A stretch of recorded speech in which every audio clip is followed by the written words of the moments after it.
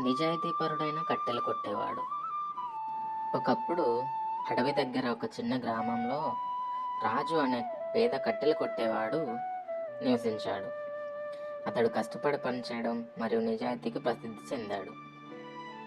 ప్రతిరోజు రాజు అడవికి వెళ్ళి కలపను నరికి బజార్లో అమ్మి జీవనోపాధి పొందేవాడు.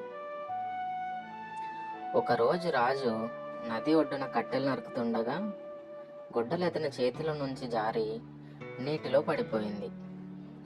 రాజు నిరాశతో నది వైపు చూశాడు. అయ్యో, నా గొడ్డలి! నేను ఇప్పుడు ఎలా కట్టెలు కొట్టాలి? ఇది నేను జీవించడానికి ఒకే ఏకైక మార్గం.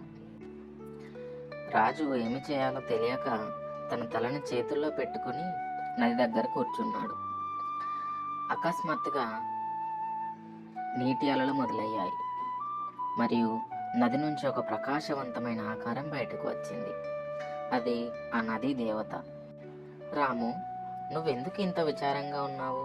నీ కష్టాలేమిటో చెప్పు, నేను తీరుస్తాను.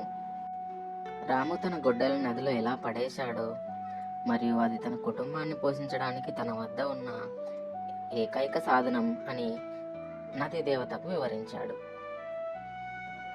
చింతించకు రాము, నేను నీకు సహాయం చేస్తాను. దేవత నీటిలోకి దూకి కొన్ని క్షణాల తర్వాత మెరిసే ఒక బంగారు గొడ్డలిని పట్టుకొని తిరిగి కనిపించింది. రాము, ఇది నీ గొడ్డలేనా? అందమైన బంగారు గొడ్డలిని చూసి రాము కళ్ళు పెద్దవి అయ్యాయి. కానీ అతను తల అడ్డంగా ఊపి, లేదు దేవత, అది నా గొడ్డలి కాదు, నాది సాధారణ ఇనుప గొడ్డలి. దేవత నవ్వి నీటిలోకి తిరిగి వెళ్ళింది.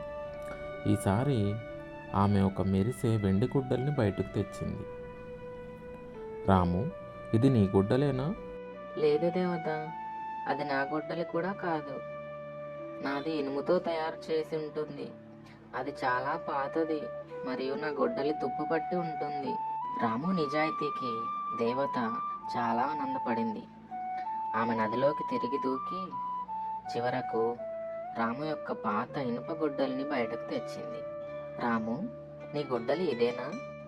అవును, అది నా గొడ్డలే దేవత. దాన్ని నాకు తిరిగి తీసుకొచ్చి ఇచ్చినందుకు చాలా ధన్యవాదాలు. నేను మీకు చాలా రుణపడి ఉంటాను. దేవత మళ్ళీ నవ్వింది. నీ నిజాయితీకి నేను చాలా సంతోషపడుతున్నాను రాము. ఇదిగో నీ ఇనుప గొడ్డల్ని తీసుకో. నీ నిజాయితీకి ప్రతిఫలంగా నేను నీకు బంగారు గొడ్డలి మరియు వెండి గొడ్డల్ని కూడా ఇస్తున్నాను, తీసుకో అని చెప్పి దేవత 3 గొడ్డళ్లను రాముకు అందజేస్తుంది. అతడు దేవతకి థ్యాంక్స్ చెప్పి అక్కడి నుంచి వెళ్ళిపోతాడు. ధన్యవాదాలు దేవత, మీ దయను నేను ఎప్పటికీ మర్చిపోలేను. రాము 3 గొడ్డళ్లతో తన ఇంటికి తిరిగి వచ్చాడు. తిరిగి వచ్చి గ్రామస్తులతో నది దగ్గర జరిగిన కథను పంచుకున్నాడు.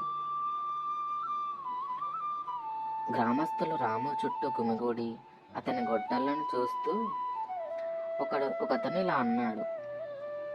రాము, నీ నిజాయితీ నీకు గొప్ప ప్రతిఫలాలను తెచ్చిపెట్టింది. ఎల్లప్పుడూ నిజం మాట్లాడడానికి ఇది మనందరికీ ఒక పాఠం.